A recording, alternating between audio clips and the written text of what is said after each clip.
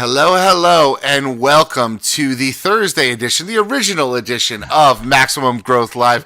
I'm your host, Jay Ruane, CEO of FirmFlex, your social media marketing company for lawyers, as well as Ruane Attorneys, a criminal defense and civil rights firm here in Connecticut. And with me, of course, flipped this week, I've got Seth Price. Seth, I flipped up the cameras, and now I had to figure out which hand I can point with to point at you. But over there, my man down in D.C., Maryland, Virginia, Seth Price of Blue Shark Digital, as well as Price Benowitz, the mother, 40 lawyer firm down in D.C. I can't imagine having 40 lawyers. I can barely handle my 13. But Seth, how you doing this week? It's been another crazy week here in the world, but one thing is consistent, and it's Maximum Growth Live for all of our fans out there. I got to tell you, living inside the Beltway, it's been a surreal last couple of weeks, but at least I got this. I get to, that was the whole purpose. I get to hang out with you and create something cool. Yeah, and it's been really cool. You know, we've gotten a lot of great feedback. Of course, if you ever want to give us feedback, you can give us some feedback down below. If you want to listen on the go, you can download this on the Maximum Growth Live podcast, available on all the major podcasting platforms. But we're also syndicated through Maximum Lawyer Media, MaximumLawyer.com, and the Maximum Lawyer podcast. Jim and Tyson do a phenomenal thing, and you can always catch our show as well as their shows in their podcast feed. But Seth, we've got somebody this week in our interview who we both know, who actually helped me out with an issue I had last week as my group leader in John Fisher's mastermind experience, and that is Mario Godoy. Tell everybody a little bit about Mario. Mario's an amazing guy. You know, he has an immigration firm. He pivoted and started a second firm. And that second firm was something we talked about with Sarah Kaki a few weeks ago. Clearly, that concept is resonating in the comments. A lot of people are doing that. As an SEO, I always cringe because opening a second firm is so much more effort. But if there's anybody that can do it, it's Mario. He had good reasons behind it. You know, there are lots of positive reasons. It's just a lot more effort. So let's get him out here, and because I want to spend as much time as possible digging deep with him. And for those of you who don't know him, he is just one of those business legal minds that is just awesome to be around because you just feel like you're inspired and you want to do new creative things every time you're near him. Yeah, you know, this topic that keeps coming up about starting a second firm is something that I've had, you know, in the back of my mind for years. And I've always said, why would I do that if I haven't maximized revenue from the firm I already have? Isn't that a better place for me to focus my money? But what I do is, I build these brands internally, and that sort of scratches that itch. But there's, I'll give you an ironic inside baseball issue where they are smarter having started two firms, and that's two tax ID numbers. And with the LSAs, those tax ID numbers have come back to bite us a bit. So while I love the idea of building within a firm like you have and I have, even if there are different brands within the firm, those tax ID numbers have come back to be a central factor of getting your LSAs authenticated. So again, not something we're going to deal with today, but I really think for most people, the question is there a business imperative, whether it's the market perceiving you, or is there a future sale or a new business partner? What is the reason that you want a second firm versus just another vertical within the same firm? Well, I think Mario's the perfect person to talk about it. So let's take a quick break. We'll hear from our sponsors, and then we'll come back. We'll have Mario up, and we'll be able to get really deep into the weeds on this topic with him. And I'm really looking forward to this conversation. Sound good, Seth? Sounds great. Awesome. We'll be right back with the interview, Mario Godoy, here on Maximum Growth Live.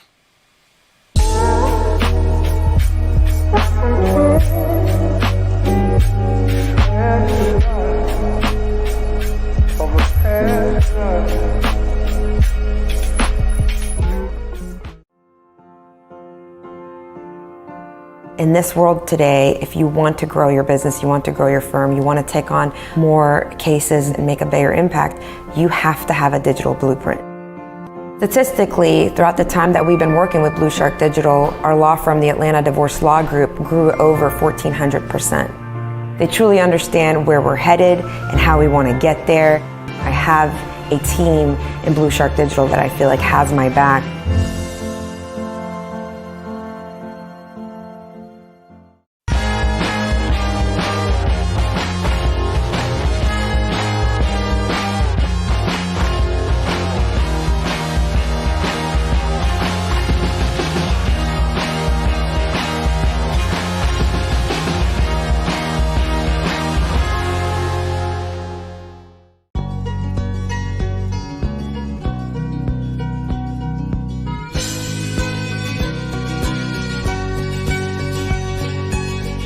Mario, great to have you here. So excited. Every time I speak to you, I feel like I'm energized and I've learned a ton.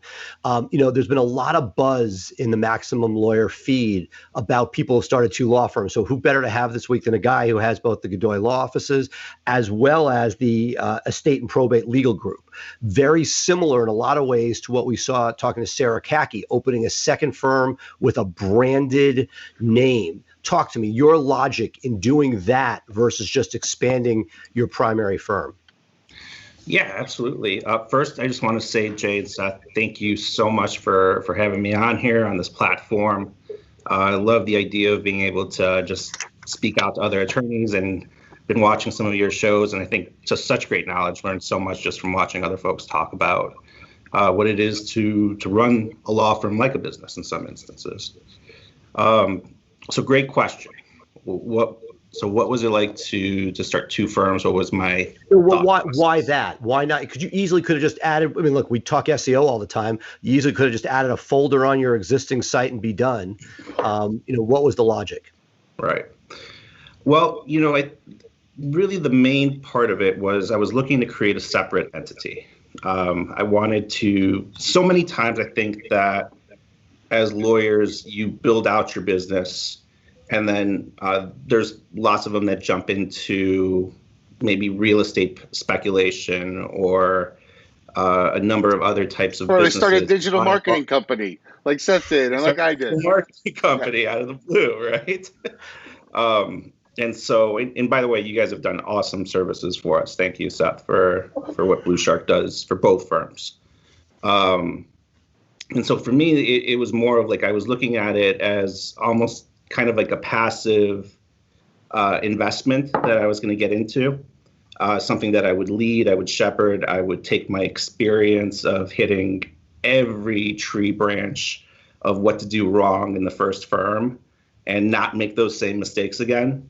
And so for me, I looked at it, I think, as a investment of my time, where I could also take another attorney who really loves this area and then help them be the best that they can be at that, without having to worry about the business side of it, right? Because I know that that's a struggle for a lot of us practitioners who really love the area of the law, but the business side, not so much.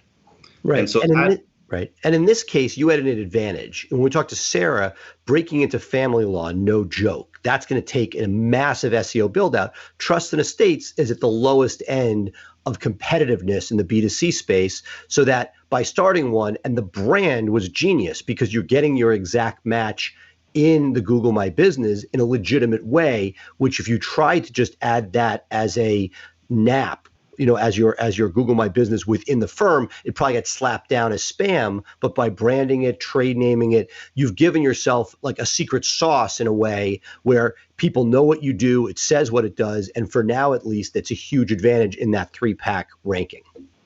Right. And so I know you look at everything with the SEO point of view. I look at things now as I'm trying to fire myself actively from different positions.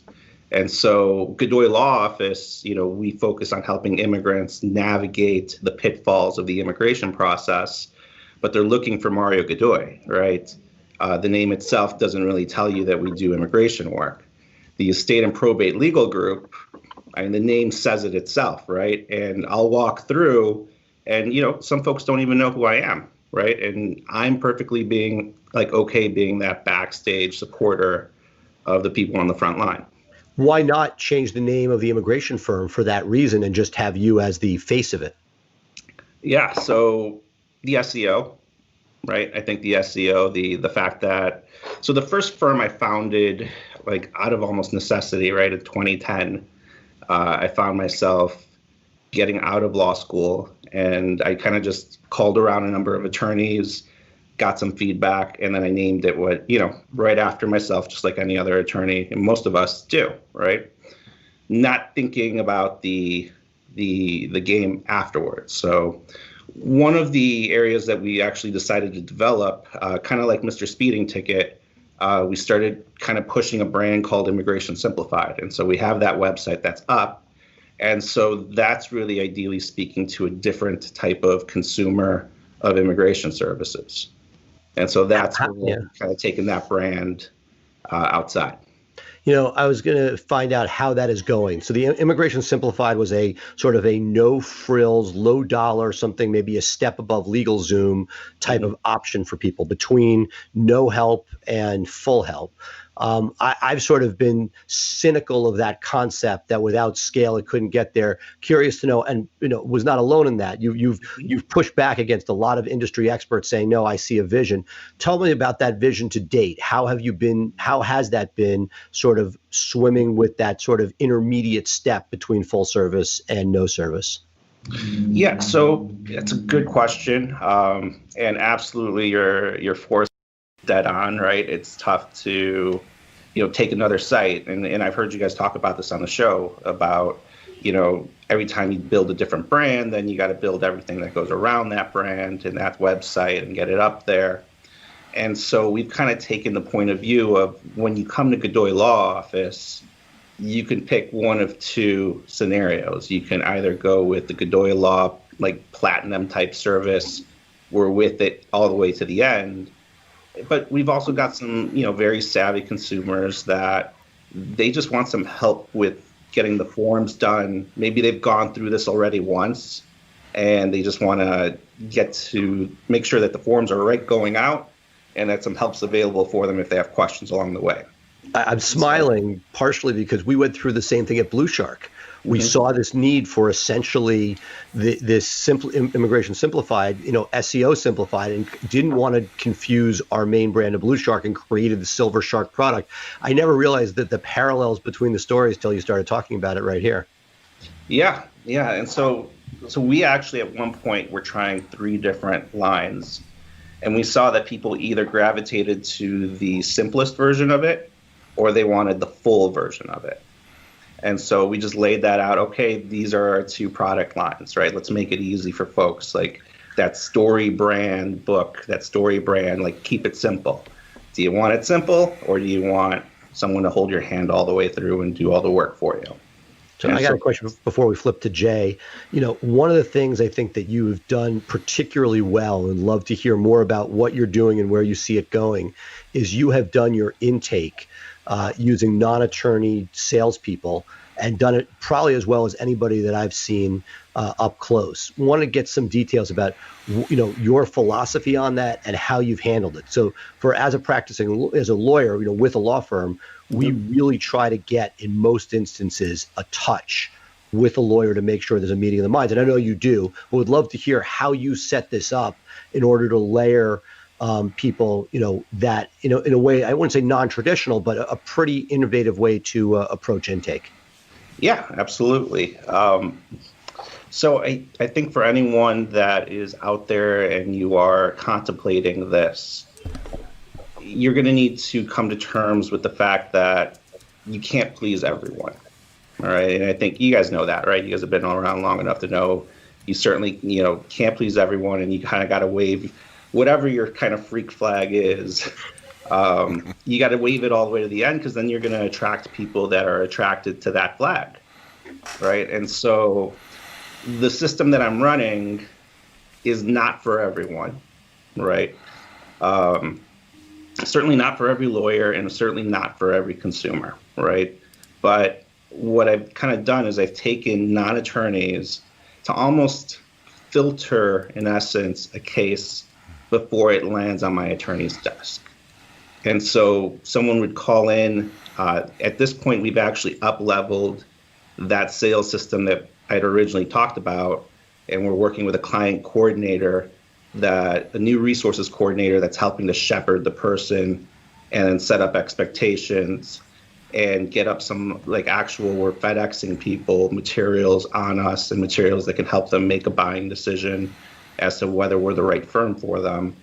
And when they come in, they end up meeting with one of our client relationship managers, so one of the non-attorney salespeople. And there's no advice that happens during that. And honestly, that took a number of years for me to come to terms with it. As you guys know, I've been working with how to manage a small law firm. I've attended masterminds. I've met with other successful attorneys that are 2, 3, or 4 levels ahead of me.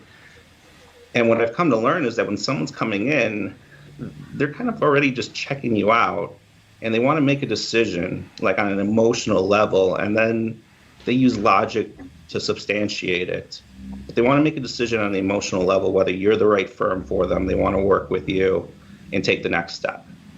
And you don't have to be an attorney to get to that. You don't need to be an attorney to figure out what brought you off the lot. Let's face it, guys. No one wants to visit a lawyer's office, right? Like we're not coming in there because of, we're there because there's an obstacle in our way, and we see it as this is what we need to do to kind of get around that obstacle. So that's really in essence what the non-attorney salesperson does. It helps them make a decision as to, are you going to keep things the same? Are you going to try this yourself? In which case, we have Immigration Simplified available for you. Or do you really want to hire a firm to see it all the way through? In which case, hopefully it's us, right? The question everyone's going to be asking is, well, don't you get the objection if I didn't get to meet with an attorney, right? So I think on that end, it just comes down to giving them a 100% money back guarantee. Like we're already doing it. Like if you sit with a client at the beginning and this person turns out to be not the right fit for your firm, as attorneys, even if you don't use the non-attorney salesperson, ideally you're going to give them their money back, tear up the agreement, thank them for their time, and help connect them to the type of attorney that they're looking for, right? It's something that we're doing for the person, and hopefully we're the right Sherpa to take them up the mountain. And I tell folks that all the time, especially in immigration. And then even in some of the probate cases that we're dealing with, that comes down to, we've been up the mountain. We can't tell you it's going to be the same trail every time, but we've been up that mountain a number of times and we're the right guide for you. And when we explain it that way, we can get folks from meeting with that non-attorney salesperson, that client relationship manager, and get them to the attorney strategy session. And I want to follow up, which is just when doing that, when you get somebody coming in, I live in DC where lawyers are everywhere. Mm-hmm. Either side of me, there are lawyers living. Right. It is the expectation. Do you have an escape? I understand you can fill out a retainer, pay, and get your money back. But is there X percent where the person's walking out if they don't have an attorney, where there's an do you have an exception, or do you literally burn the ships and say, no, this is our model. If you don't want to be part of it, you're not our client? Yeah, and so I think that's the one thing. There's never a 100% rule in life, right? And then I think it's the same thing when it comes to business. So the only way that I was able to be in 2 law firms is to build out systems, right? And a system just comes down to what you want to happen 80 to 90% of the time. There's always going to be a percentage of that where the system's not going to work, right? And then it just comes down to enabling your staff to make some decisions, right? And so that's one huge thing that we hit here over and over again is, here's a decision-making tree as to how you can make the decision. And if you make the decision and it's the wrong decision, as long as you use the decision tree, we'll correct it and we'll move on. It's not. We got the king of all systems here, Jay. What do you have to say? No, I'm in full agreement with Mario when it comes to having non-attorneys, quote the fees and collect the fees. I mean, I don't talk money with my physician. They have systems in place there, and I talk medicine. And so when people come to our office, they talk law with their lawyers and they talk business with the business manager, the money people in the office. That's the way we approach it. We do have a sales lawyer. Jay, you're saying, Jay, in your office, somebody comes in, they're screened, they get to a lawyer, mm-hmm. and then only after they've met with the lawyer do they sit with somebody to talk money. The lawyer doesn't talk money. Lawyer doesn't talk money. Lawyer doesn't talk money, and and one of the reasons why we did that is, you know, we're in a, I guess, in a low dollar space in the criminal practice, right? And oftentimes you'd get the client sitting across the table from you, and you'd quote a fee. You say it's $10,000 for us to represent you because we did flat fees, and they come back and they say, "Can I pay you $7,500?" And you know that if you take $7,500, that's covering your cost. There's really no profit there. And it made it very uncomfortable for the lawyers to be like, well, I guess maybe. But if you send in a staffer whose job it is to quote the fee, the client, the prospective client, knows they don't set the fees. And so they're just coming in here, and they're not going to try to negotiate the fee with the non-lawyer as if they would try, in the same way they would try to negotiate the fee with the lawyer. And we found a lot more success in that respect and have been doing it that way for years. Now, we do have a sales lawyer whose job it is to do all of those intakes, but then after the lawyer says, okay, are you ready to talk to somebody about money? Yes.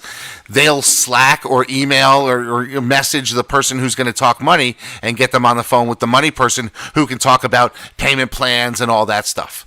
Do you have one designated money person, or are there multiple? We do. We have one designated money person whose job it is to get the credit card, get the payment plan set up, get all those agreements, and that person does the follow-up if a credit card's declined. You're talking to one person in the office about money. That's the way we have it set up. Mario, do you find that with your non-attorney salespeople compared to when you didn't have them, I don't know if you remember that far back, but do you get less negotiation on price when it's not the practitioner?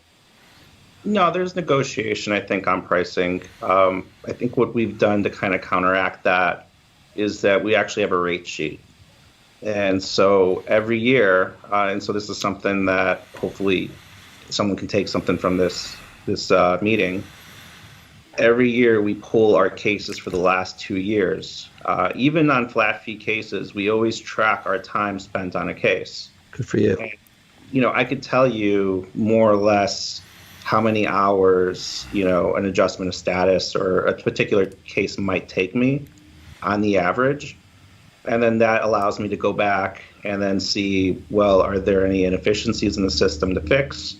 Or, you know, this is what it is, right? And then you take a look at that, and then you look at, well, how much do you want to make, right? Or how much do you want to pay your attorneys and other costs, and then you factor that up. And so when you do that, you end up with that's why when folks ask me, what do you charge for something? I'm like, well, it depends on what your goal is, right? It really, like the solo practitioner may get away with charging a lot less, right? Because their overhead will be less, but they're also wearing multiple hats, right? And so you're wearing every hat that's in the firm there. So to answer your question, yeah, folks come back and they do sometimes want to talk about pricing.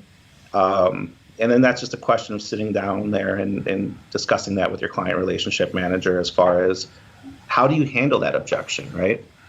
Because there's a conversation you have of price versus value, right? And that's really what you know, your client relations person should be having that conversation before you even get to price, you know, so that the consumer understands the value that they're getting for whatever it is that they pay. And sometimes it's just compared to what, right? Compared to what? That's expensive, but compared to what? Right. I have that conversation all the time, but I got a question because Jim and I come out of the criminal defense space. So if you're in the non-contingency world, the fee-for-service world, where both your practices are, something that you know, I have looked at, which I think that Jim Hacking has been talking about this a lot. We in the criminal defense space generally don't have a barrier. There's no consultation fee. The idea is free consultation. That's pretty ubiquitous. Very few criminal lawyers do it. Some do, but our attitude has been, hey, if we know that there's a charge, their only choice is either a public defender or us, you know, or a private attorney. We don't want, like, if we sign 1 out of 3, hopefully it's better than that. God bless. It's 3 35-minute consultations and you're on your way. But Jim has been talking a lot. I've been sort of game theory a lot with our immigration practice. And I'm curious, and trust the states to a lesser extent, which is you don't really want consultations. You know, I looked at our numbers and I saw all these $200 consultations in there. And I'm like, it's not profitable. What you really want are signed cases. And the question is, Do you feel that by using the non-attorney sales technique that you are actually, without leveraging lawyer time, vetting to viable clients faster than the traditional selling of a consultation, which all you really want is the signed case? You know, if it's 4-1, those three, if you could somehow skip them, and now magic know which ones they were, but the idea is the mousetrap you've built getting rid of the paid consultation, because everybody gets a consultation with non-lawyer time, and only the right one becomes the client. Is that part of the method to the madness? Yeah, I mean, those are great questions as far as laying that out. I think it comes down to I've done both. I've flip-flopped in between. I've done where we charge, and right now we're on a space where we're not charging. And we'll just switch it up. So I think the theory behind that isn't necessarily that you're trying to make money off the consultation. Agreed. Right. Agreed. Yeah. We're trying to make sure that the person who's there is serious about their case, right? And so that's kind of what I've done with this mousetrap, right, or the system that we've kind of created, is that if the person's sitting in front of one of our attorneys, there's money sitting in the IOLTA, right, for their case, and they've signed an engagement agreement. Whole different ballgame. Can't be more serious about moving forward than they that. are moving forward unless there's not a meeting of the minds. And sometimes, you know what? Sometimes there are instances where we've initiated the refund, and there are times when they've initiated the refund, right? But it happens on such a little basis that you actually end up winning more and getting more clients through the door by doing it that way. I use the dating analogy a lot in business, the recruiting side, the client side. There are a lot of that. I'm trying to put this in the dating thing. It's almost like you're going on a first date. Instead of going for drinks before determining if you want to go for dinner, each you and the other person are each paying half the meal. And while you could decide at any point, it's over, I just had my drink, I want to get out of here, give me my money back, I'm leaving. But you're essentially saying, we presume we're moving forward. And that presumption means a lot because you're moving in that direction. What are some of the obstacles you've found for people that might be interested in putting this into place? Because it's not easy. It's a mindset shift. There's getting your staff involved. What did you have to do to get from A to Z to make that complete shift? Yeah, you've got to micromanage the experience, right? And I think that you can't abdicate this role, right? You got to check in. You've got to ideally sit in on some of these sales calls, ask them if they got permission to record the call so that you could listen in on it later. And so you got to do your homework on it if you're going to run with it, right? Because you want to make sure that the non-attorneys are not giving legal advice, and then you want to make sure that they're hitting every part of the sales process as you're going through. And so ideally, when you get done with that, you'll have a system that can kind of churn out. If you have 5 people coming in, you're going to close 1 or 2 of them on a very consistent basis, running the system, right? And so I think someone who's contemplating this, one, you got to learn how to sell, right, on your own. You can't just hire someone to do it. And so you should study how to sell legal services, ideally, and learn that on your own and set up like a system that you're going to follow every time. For us, we talk about setting an agenda, talking about, confidentiality, and then kind of diving into the reasons for coming, and then hitting it up with, how is that going to help you, followed by an analysis at the end as what do you want to do next, right? And then ideally they'll move forward with us from that. And so that's for us.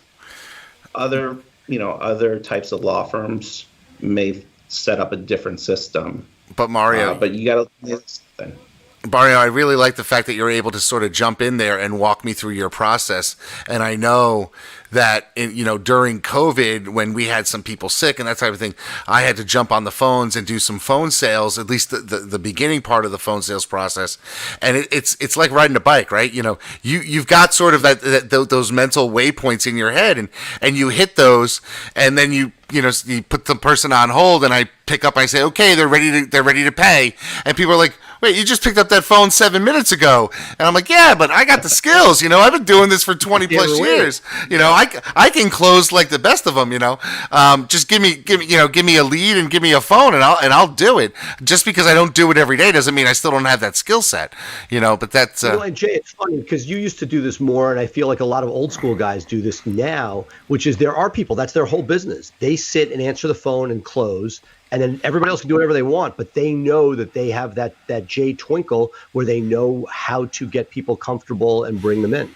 Yeah, I mean that's really something that you have to figure out. I liked the daily grind of closing new business. It was always something that I found enjoyable.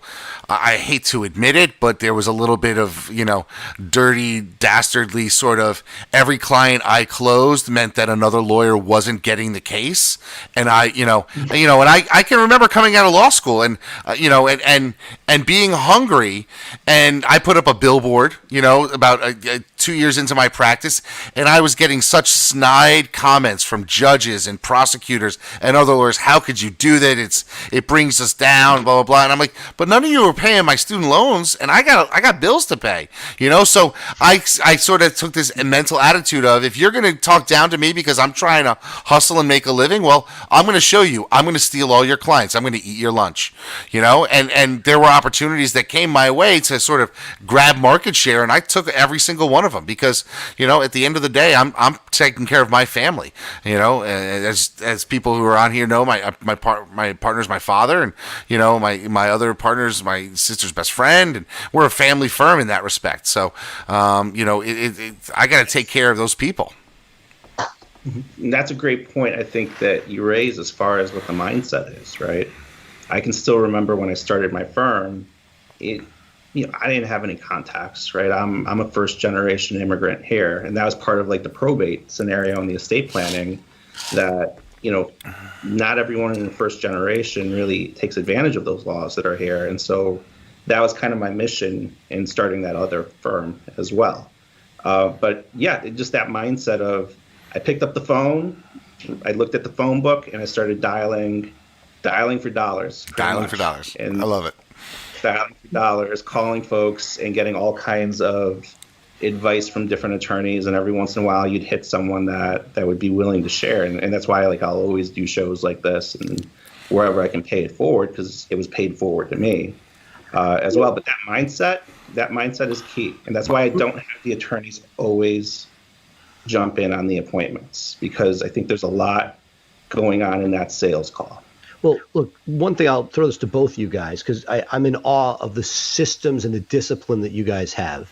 As Jay knows, I'm more loosey-goosey, and I've pushed very hard for our intake to be able to have some flexibility in where they go. And with the non-attorney salesperson, we just did an internal call. During COVID, it's great because we're getting these amazing Zoom calls. We had of our 40 lawyers, 2/3 on a call discussing best practices of intake.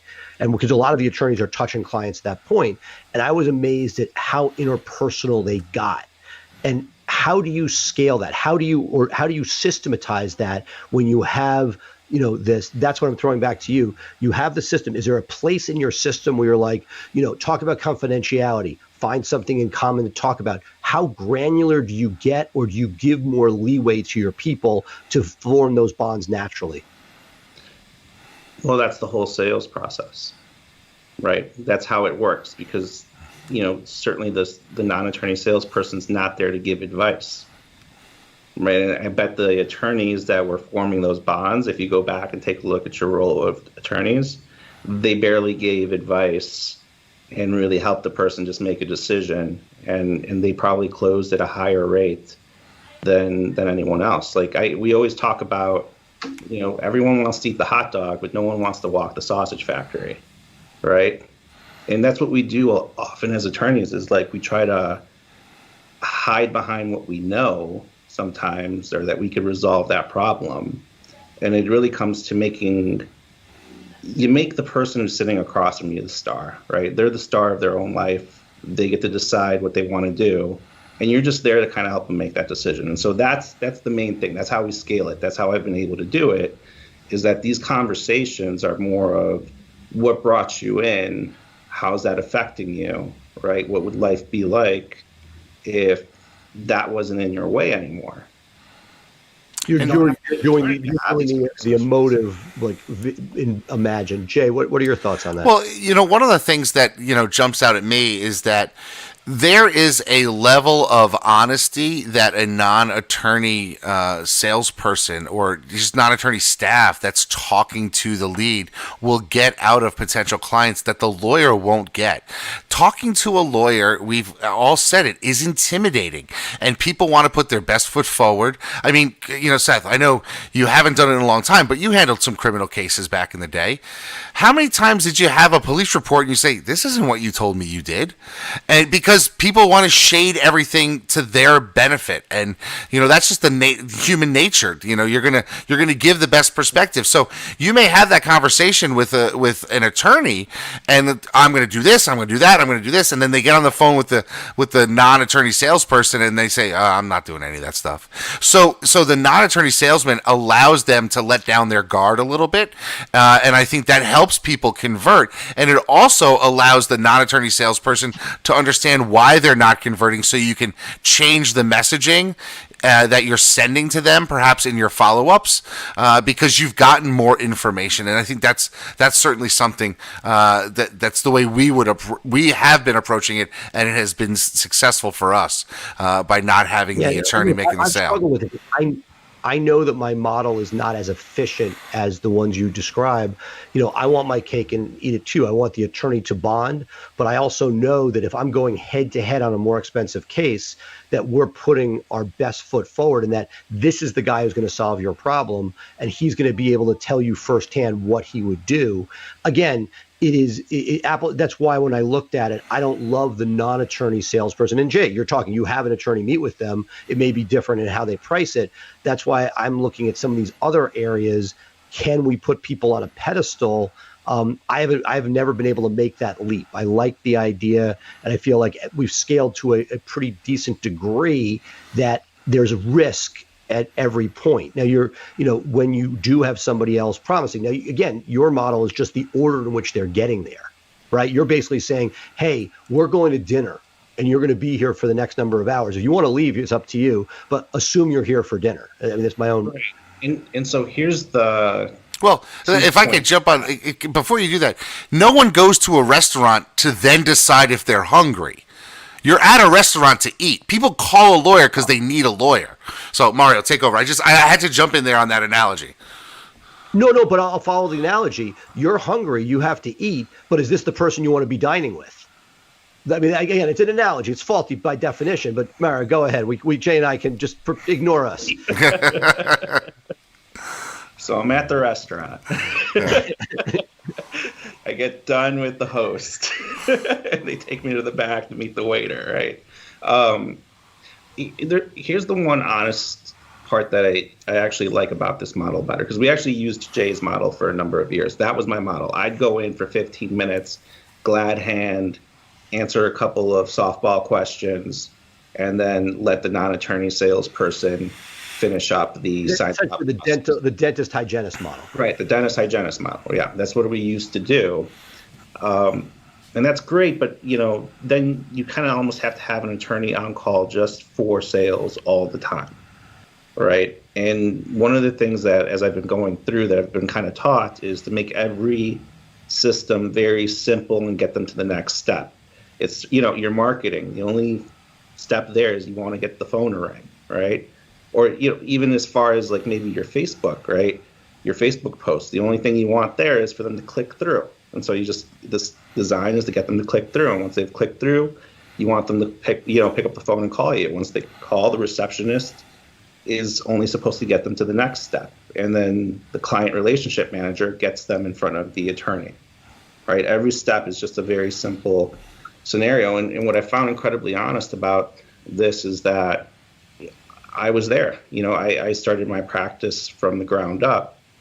And, speaking to those folks that are out there watching this, I get it. I get the idea of like needing that next client, on your roster so that you can continue to have a thriving practice. But, what can you really learn from someone in a 15 to 30 minute, like, initial meeting, right? To be able to say, I really gave them a good consultation. The system that I've created allows my attorneys to spend about an hour to like 2 hours with that person at that attorney strategy session and really hammer out a plan of action. It's a first meet. It's not a consultation. They're a client. They may back up. You have a client, but for the grace of God. And so then we've got a plan at the beginning of the case as to who's going to do what and by when, and we can really get a good like first step. But like I said before, and I think this kind of talks about, Seth, you said like, I really want to compete and get these higher level cases. It just comes from having to, I think like I had to mature in a sense and say, not every person's going to be right for me. And you know what? Some of my referral sources are going to get turned off by this process. That's a good follow-up. Are you using this for a referral situation? If it's a referral, do any cases go straight to you or other attorneys, or does everything go through this model? We try to make everything go through the model, but that's what I kind of said at the beginning of the call, is that there's no one rule like for everything every time, right? And so I think it's the same thing. Like you will use this for 80, 90% of the time. It's a complete Pareto principle scenario. There's going to be a small percentage where you're going to have to stray a little bit out of the system, and that's okay if you want to empower your people to do it. But it really comes down to, do you want to work in the business or do you want to be the person working on the business, right? And at this point, it's not. Folks always think that the answer is marketing or more sales. Sometimes it's just like cleaning up the holes in your bucket. Absolutely. And you also need to like, hey, listen, one of the nice things about planning out how many hours a case is going to take, you could look at all the cases you signed up and look at how many hours, because I look at it as, here's a good question for you guys. When does the sale end? This is something that took me a while to figure out. When does the sale end? Jay, I'll let you go. I don't think the sale ever really ends, because you want to get those referrals coming in off of that well-served client. I mean, they're always, But by definition, I'll play the stooge. If you have a sales team, for at least from my world, the sale ends by definition. Look, you're right. The attorney needs to carry it, but happens essentially once there's a signed retainer. It moves into the dating world now. We're now going for like a walk in the pumpkin patch, and we're going for a hayride. Like there's more stuff. So you may if like any relationship, if you stop caring and giving effort, the relationship will fall apart. But that you now are no longer hoping to get dinner with somebody. There is some sort of a back and forth. And so the relationship has changed. But, your point is well taken. The sale may continue, but I think it's like anything else. You're at a different, you're at a different point on that continuum. So answer that question. And then I got a question towards the end for you. Okay. In some folks, what was the name of this book? Mike Michalowicz just wrote a book. In essence, he kind of talked about it as the sale ends when you're done delivering the legal service, right? Or you're done delivering the service, right? And I'll add the postscript, which is the liability is still there for the firm to execute on that promise. And right? I was going to say it's after the review, not when the service ends. Yeah. And so, it could go both ways. Like you could either look at the sale ending after the review, right? And attorneys, like, if you guys aren't doing this, at the end of your case, even if it's a win, invite the client back a couple of weeks later and just do a final case review. And you may find that you'll get extra work out of that, or that's how you get positive reviews or get people to agree to do videos for you. But the whole idea is that if you're stuck always doing the sale, you can't be doing these other parts that you need to run a successful firm, right? You need to be auditing the legal files as they're going through, or working on the case. You might be finding yourself going to court. Someone's got to be running the marketing. Someone's got to be converting people into clients. Someone's got to be looking at the books. You got to do future planning. Seth, you talked about recruitment. You got to do recruitment. And so this is why I think people need to look at least an adaptation of this system. Maybe you don't have to adopt the full thing, but you can take parts of it and see if you can kind of systemize a little bit. Jay, you got a final question? So I got a final question, and it may open up the need to have you back on the show. And tell me if it does, because if it is, we'll end it and we won't even get into it. But the question really comes down to: so you've got your firm, you've got the Godoy firm, it's firing. You say to yourself, "I want to open another firm." Do you fund it fully with your revenue that you've taken out of your existing firm? Do you open up a bank account and dump in $100,000 or $250,000 and say, "I'm renting space, I'm going to put in the systems and everything"? Are you bootstrapping it like you build your original firm? What's the way to approach having the genesis and bringing up a brand new firm? I mean, you could do it a million different ways, but what do you feel is the right way to do it? And if it's too much to answer, please say stop, and we'll get you back on a show and we can answer. This will be a tease for Mario Point 2, because I think it's something that a lot of people need to understand, that there's different ways to approach this thing. Absolutely. I think you hit it right on the head. There's so many different ways to approach it. Always love to come back. To give you a quick tidbit, we decided to bootstrap it. I took on an awesome partner. His name's Steven Novak. Loves, lives, and breathes probate and estate planning. And I'm learning through osmosis rather quickly. But, we kind of grew it from this is almost like we added a little bit. We were able to use some of the Godoy resources to kind of get started. We added in some of our own resources. And then that's really kind of been building as we've been going through. I think this should ideally be a growth year for us as well, in the midst of COVID for both firms. And so we're pushing through. But we decided to bootstrap it, right? But someone could decide to go a different route. Someone could decide to fund it completely, and then you could just add that entire departments. You could add in those people right away and run it, right? So there's really, it just depends on what your business plan is. And you had the advantage of some resources that could bleed over until they weren't needed, until you could afford your own. Right. So we had a little bit of an advantage there. But, having bootstrapped my own firm at the beginning, I started off with meeting people in the library. Yeah. In a services business, outside of our license, the barrier to entry is rather low. And so in some states, it may not be that anymore. Right. It may not even be that anymore in some states, which I see as an opportunity. But, I think that's going to really depend on the eye of the beholder there. Absolutely. I'd love to sit down and chat about how we went about doing that at some point. I have questions for part 2 are going to be, how do you train the non-attorney salesperson? What do you do when they quit? We haven't even gotten into the genius behind your monthly lunches. So we got a lot for 2.0. Awesome. Right, sounds good. Let's get that on the calendar then. Very good. Thanks so much for your time. We really loved having you. All right. Thanks, guys. Thanks so much, Mario. Great talking to you.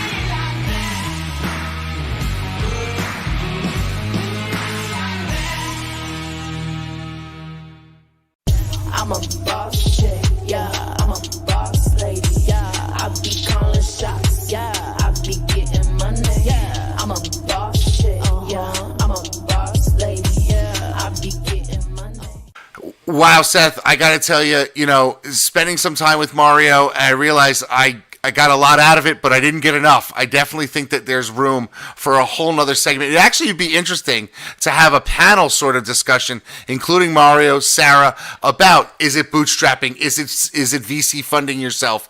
You said, there's so many questions running around in my mind right now that we can answer, and I think our audience would love to get the answers to these things. What do you say? Right. No, absolutely. I'll give you one other, sort of tangent or panel is what Mario has done as far his monthly meetings, and now he's done them to Zooms, the way that he's connected locally in the B2C space, so hard to make meaningful contacts. And he has created a tribe, not unlike what John Fisher's done nationally. To dig deeper on how people can do that in their own regions, I think is definitely worth some time. Yeah, that could be a whole subject for a whole week of shows, both on Tuesday and Thursday, how to build your tribe. I mean, that's something that I think a lot of people, are struggling trying to get the answers for. I mean, we've had a phenomenal week. We had, is SEO dead on Tuesday? We had that great review by Chris and David, who we want to get on the show. And then today with Mario, I got to tell you, a lot of great content. And if you haven't subscribed to our podcast, if you haven't followed the show, please make sure you follow the show, get involved, drop us some notes in the comments. If there's something you want to ask somebody, if there's people that you want to see, if there's somebody that that you think would be a great guest, please let us know about it, because we're here to give to you guys. We want to make Max Growth Live your resource for growing your law firm. But with that, Seth, I think we gotta end it. Now look, I'm pointing the wrong way. I did it again. I'm trying, but there's Seth over there, Seth of Blue Shark and of Price Benowitz, me of FirmFlex and Ruane Attorneys. Thank you also for being with us. Seth, you got anything in store for the weekend? No, just, basically the homeschooling is kicking our butt, and we just need to take a break from it over the weekend. Yeah, I'm taking tomorrow off from work to pack up my kitchen because for some reason, including homeschooling, my wife decided that now's the right time to do a kitchen renovation. So we're about to go kitchenless for the next 2 months. So, but now I'm gonna work out some stress right now for that. I'm gonna go jump on my Peloton. If anybody wants to follow me, I'm Get Firm Flex on Peloton. And if you get rid of the kitchen, maybe that's the greatest diet plan ever. Yeah, all takeout food. Great diet plan. Great diet plan. All right, folks, thanks so much for being with us. We'll see you next week on Tuesday for the Tuesday edition of Maximum Growth Live. Bye for now, folks.